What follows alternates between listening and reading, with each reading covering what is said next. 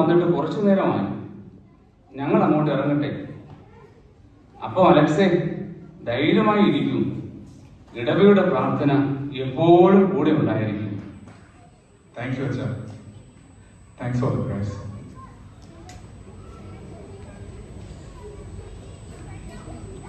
എല്ലാവരും എന്തോ പറയുന്നു.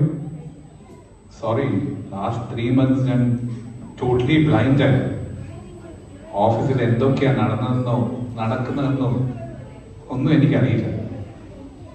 ആരുമായും കോണ്ടാക്ട് ചെയ്യലെന്നാണ് ഡോക്ടേഴ്സ് പറഞ്ഞത്. സാർ ഒന്നും വിഷമിക്കണ്ട.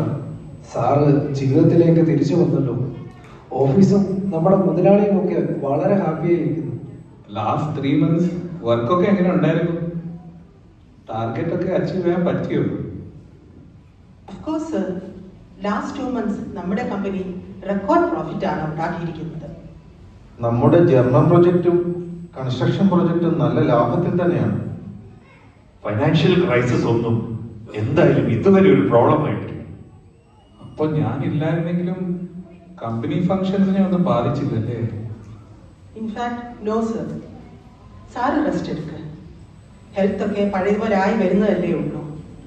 അതെ, ഞാൻ എന്തായിരുന്നെന്നും എങ്ങനെയായിരുന്നെന്നും ഒരു അസുഖം വന്നതോടുകൂടിയാണ് മനസ്സിലായത്. പെട്ടെന്ന് ഇങ്ങനെ ഹാർട്ടിന് പ്രോബ്ലം ഉണ്ടാകാൻ എന്താണ് സർ കാരണം? Meera, it's my fault. Office and work അത് മാത്രമേ ഉള്ളായിരുന്നു എൻ്റെ മനസ്സിൽ. അതുകൊണ്ട് റൂട്ടീൻ ചെക്കപ്സ് മറ്റു കാര്യങ്ങളൊന്നും ഞാൻ അത്ര ശ്രദ്ധ കൊടുത്തില്ല. എന്തിന്? ഫാമിലി ലൈഫിന് പോലും എൻ്റെ ഡെയിലി കരിക്കുലത്തിൽ ഒരു സ്ഥാനമില്ലായിരുന്നു. സാറിന് വളരെ സ്ട്രെസ്ഫുള്ളും ക്രിട്ടിക്കലുമായ ജോലി ആയിരുന്നല്ലോ.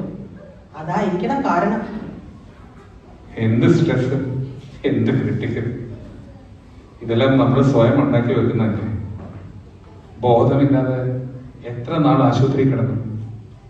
എന്നിട്ടെന്താ, ലോകമില്ലാതായോ? എല്ലാ കാര്യങ്ങളും പതിവ് പോലെ തന്നെ നടന്നു, ഭംഗിയായി. ഒരാവശ്യമില്ലാത്ത സ്ട്രെസ്സും ടെൻഷനും ഒക്കെ കൊണ്ട് നടന്ന എൻ്റെ ബാലൻസാണ് ഇപ്പോൾ ഈ പെട്ടെന്നുണ്ടായ രോഗം. എന്റെ സാറേ, നമ്മളെ ഈ ദുനിയാവിലോട്ട് പടച്ചു വിട്ടത് മുകളിലുള്ള ആളാണെന്ന കാര്യമാണ്. നമ്മളില്ലെങ്കിൽ ഈ ദുനിയാവ് തന്നെ ഇല്ലാതായി പോകുമെന്ന് ചിന്തിച്ച് എന്തെല്ലാമോ വെട്ടിപ്പിടിക്കുവാൻ വേണ്ടി ഇല്ലാത്ത മസില് പിടിച്ച് ചിരിക്കാൻ പോലും മറന്ന് ജീവിക്കുന്നവരാണ് ഭൂരിഭാഗം പേരും. അവസാനം എന്താണ് സംഭവിക്കുന്നത്? ഒരു സുപ്രഭാതത്തിൽ പെട്ടിയുമായി വന്ന നമ്മൾ പെട്ടിയിലായി ഇവിടുന്നും യാത്രയാകുന്നു.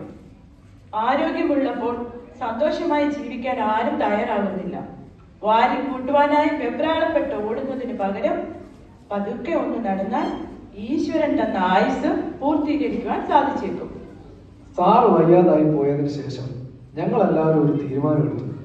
ജീവിക്കാൻ വേണ്ടി മാത്രം ജോലി ചെയ്യുക, ജോലി ചെയ്യാൻ വേണ്ടി ജീവിക്കുന്ന പരിപാടി നിർത്തി.